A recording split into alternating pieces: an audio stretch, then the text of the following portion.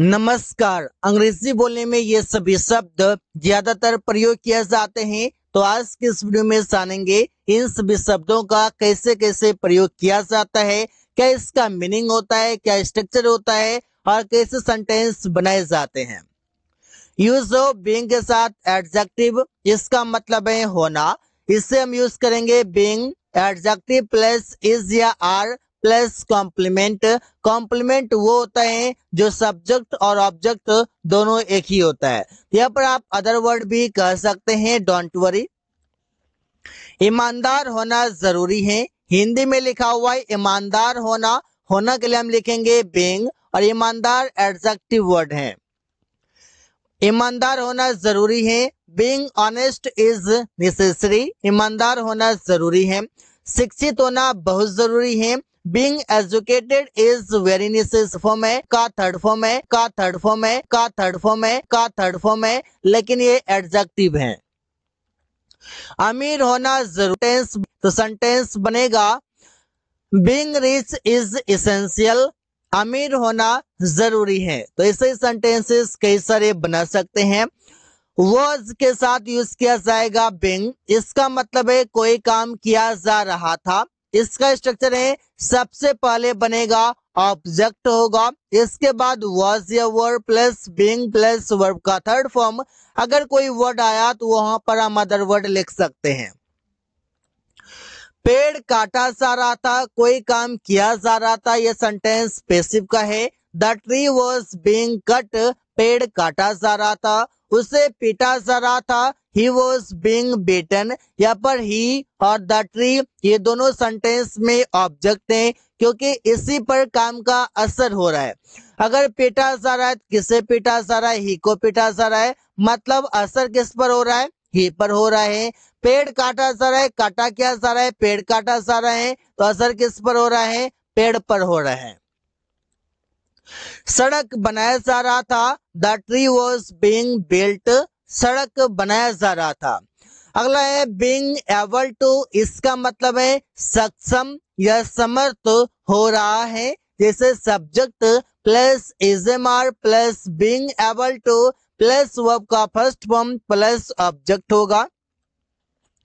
वो अंग्रेजी बोलने में समर्थ हो रहा है, he is being able to speak English. He is being able to speak English, वो अंग्रेजी बोलने में समर्थ हो रहा है। वो खाना पकाने में समर्थ हो रही है, ये सक्षम हो रही है, तो सेंटेंस बनेगा she is being able to cook food. She is being able to cook food, वो खाना बनाने में समर्थ हो रही है।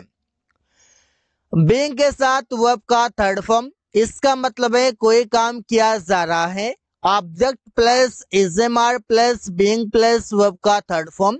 एग्जाम्पल इस प्रकार से होगा, पेड़ लगाया जा रहा है, कोई काम किया जा रहा है किसी के द्वारा, तो सेंटेंस बनेगा ट्रीज आर बीइंग प्लांटेड, पेड़ लगाया जा रहा है।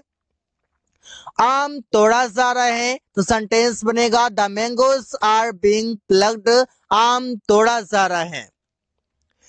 बीइंग के साथ वर्ब का थर्ड फॉर्म, इसका मतलब है कोई काम किया जा रहा था। इसे बनाते हैं ऑब्जेक्ट प्लस वॉज या वर प्लस बीइंग प्लस वर्ब के थर्ड फॉर्म से। एग्जाम्पल है फूलों को पानी दिया जा रहा था या फूलों में पानी दिया जा रहा था, तो सेंटेंस बनेगा the flowers were being watered. Water का मतलब पानी भी होता है और पानी देना भी होता है, इसमें कंफ्यूज ना करें। पानी भी होता है और पानी देना भी होता है। The flowers were being watered, फूलों को पानी दिया जा रहा था। सड़कें बनाई जा रही थी, the roads were being built, सड़कें बनाई जा रही थी। कोई काम किया जा रहा था, वहां पर was वर्ब के साथ बीइंग के साथ वर्ब का थर्ड फॉर्म प्रयोग करेंगे। हैज टू बी, इसका मतलब है होना है, इसे subject plus has to be plus other word होगा। एग्जाम्पल से आप समझ पाएंगे, उसे एक डॉक्टर बनना है या उसे एक डॉक्टर होना है, तो सेंटेंस बनेगा he has to be a doctor, उसे एक डॉक्टर बनना है। बी के जगह पर हम बिकम का भी यूज कर सकते हैं, he has to be a doctor, he has to become a doctor. Ravi को घर पर होना है तो Ravi has to be at house. इस सेंटेंस में स्टेट ऑफ बीइंग है, यहाँ पर एक्शन की बातें नहीं है, होना मतलब स्टेट ऑफ बीइंग है, और इसमें एक्शन की बातें हो रही है। एक्शन की बातें होंगे तो बिकम, और स्टेट ऑफ बीइंग की बातें होंगी तो फिर बी का यूज करेंगे। प्रिया को सिंगर बनना है, Priya has to be a singer, Priya has to become a singer. ऐसे हम सेंटेंसेस बना सकते हैं। हैव टू का मतलब है कोई काम करने को है, जैसे subject plus have two plus V1 plus other word होगा। एग्जाम्पल है उन लोगों को खाना पकाना पड़ता है या उन लोगों को खाना पकाने को है, तो सेंटेंस बनेगा they have to cook food.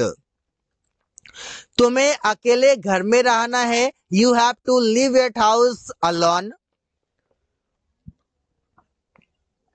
मुझे यह काम पूरा करने को है, तो सेंटेंस बनेगा I have to complete this work. मुझे यह काम पूरा करने को है, कोई काम करना है या कोई काम करना पड़ता है, तीनों तरीके से हम हैव टू का प्रयोग कर सकते हैं। was to be का मतलब होगा कोई काम किया जाना है, जैसे या कोई काम किया जाना था बोलेंगे क्योंकि यहाँ पर was का यूज करेंगे। Object plus was to be plus V3 होगा। एग्जाम्पल है वहां खाना खिलाया जाना था, the food was to be fed there। कोई काम किया जाना था, खाना खिलाया जाना था।